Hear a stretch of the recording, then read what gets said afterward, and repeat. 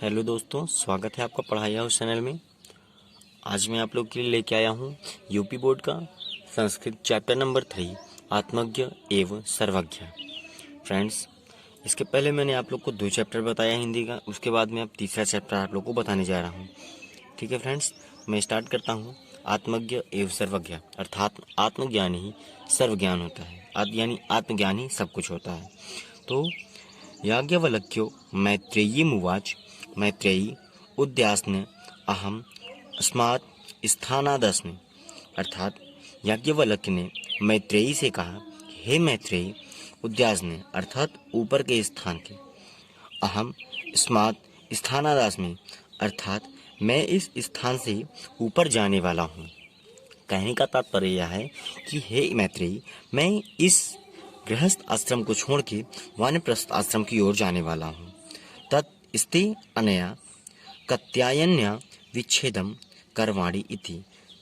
तो हे मैत्रेयी, मैं तद यानी मैं अस्ते करवा दूंगा, अन्य मतलब अन्य पत्नी से, अर्थात मैं अपनी संपत्ति का विच्छेदन अपनी अन्य पत्नी कात्यायनी से करवा देता हूँ। अर्थात तो मैं तुम्हारी संपत्ति का विच्छेदन यानी बंटवारा अपनी अन्य पत्नी कात्यायनी से करवा देता हूँ।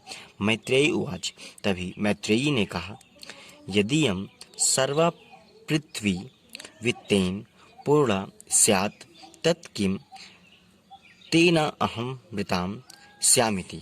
अर्थात मैत्रेयी ने कहा कि यदि यह संपूर्ण पृथ्वी संपन्न हो जाए, किससे? धन से। यदि यह संपूर्ण पृथ्वी धन धान्य से पूर्ण हो जाए तो क्या अमरता की प्राप्ति होगी?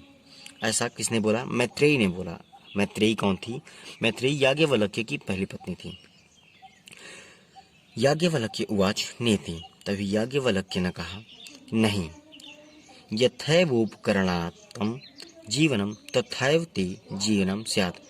यथा धन उपकरणम, जिस प्रकार से यानी जैसे उपकरणों का जीवन वैसे ही तुम्हारा जीवन। ठीक है, तात्पर्य है कि जिस प्रकार से अन्य लोगों का भौतिक जीवन अर्थात संसाधन से संपन्न हो जाता है, जिस प्रकार से अन्य लोगों का भी जीवन इस भौतिक जीवन से संपन्न रहता है, संसाधन से पूर्ण रहता है, उसी प्रकार तुम्हारा भी जीवन हो जाएगा।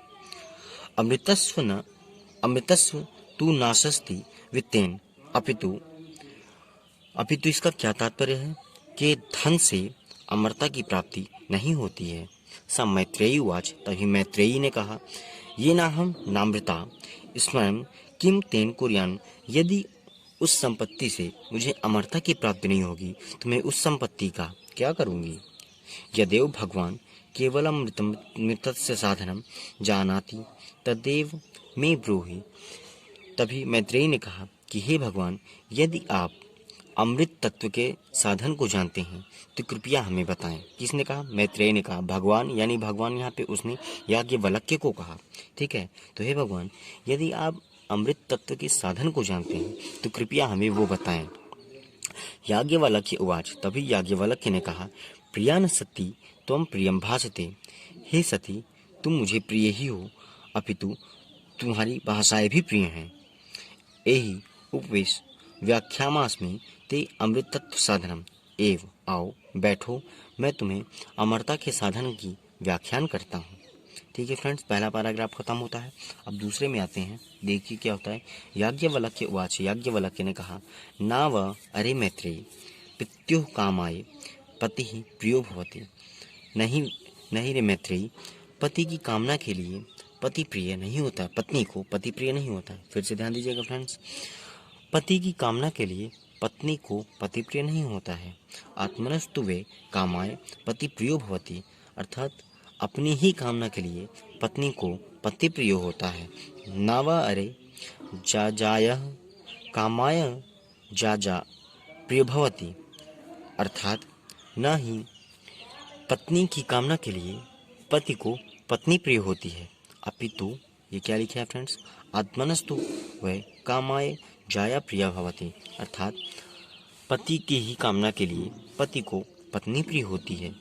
न व अरे पुत्रस्य वित्तस्य च कामाय पुत्रो वित्त व प्रियम भवति। अर्थात पुत्र और धन की कामना के लिए पुत्र और धन प्रिय नहीं होता है। आत्मनस्तु वै कामाय पुत्रो वित्तम व प्रियम भवति, अर्थात अपनी ही स्वार्थ के लिए पुत्र और धन प्रिय होता है। ना वै अरे सर्वस्त्र कामाय सर्वप्रिय भवति, सबकी कामना पूर्ति के लिए सब प्रिय होते हैं।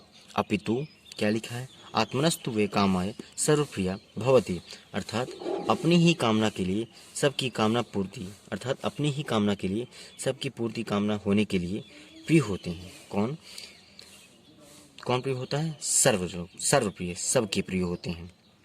तस्मात् आत्मना वै अरे मैत्रेय, तो हे मैत्रेय सुनो, आत्मा दृष्टिया दर्शनार्थ श्रोतव्य मंतव्य दिनिध्यास्वस्य आत्मना खलु दर्शनेन इदम सर्व विदितम भवति। तो हे मैत्रेय, जो आत्मा होती है वह देखने योग्य होती है, सुनने योग्य होती है, दर्शन करने योग्य होती है, मन करने योग्य होती है, अर्थात ध्यान में रखने योग्य होती है।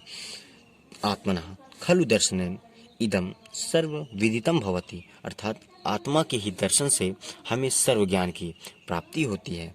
तो फ्रेंड्स, ये था हमारा संस्कृत का तीसरा चैप्टर, ठीक है फ्रेंड्स, जो था आत्मज्ञ एवं सर्वज्ञ। तो नेक्स्ट वीडियो में मैं आप लोग को अपने हिंदी के इस पाठ में संस्कृत का चैप्टर नंबर 4 बताऊंगा, ठीक है फ्रेंड्स, जो है जातक कथा। तो मित्रों, अगर आप लोगों ने अभी तक हमारे चैनल को सब्सक्राइब नहीं किया तो आप हमारे चैनल को सब्सक्राइब कीजिए, जिससे कि आने वाले हर वीडियो आप तक का पहुँचें। Okay friends, thank you.